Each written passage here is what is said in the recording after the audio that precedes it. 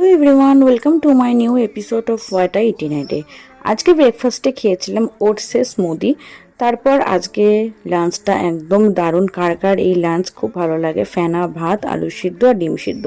অনেক দিন পর তৃপ্তি করে খেলাম। তারপর আজকে আমাদের 8 ইয়ার্স রেজিস্ট্রি অ্যানিভার্সারি, তো বাবান আমাকে এই ডেরি মিল্কটা দিয়েছিল, তাই খেয়ে উঠে আগে আমি এটা খেলাম। সন্ধ্যাবেলাতে দুজন মিলে একটু বেরিয়েছিলাম, একটু টুকিটাকি মানে বলতে পারো খাওয়া দাওয়াই করতে, কারণ আমাদের যে কোনো সেলিব্রেশন খাওয়া ছাড়া ইনকমপ্লিট। তো গেছিলাম সোদপুরের একটা কোজি সুন্দর প্রিটি ক্যাফেতে।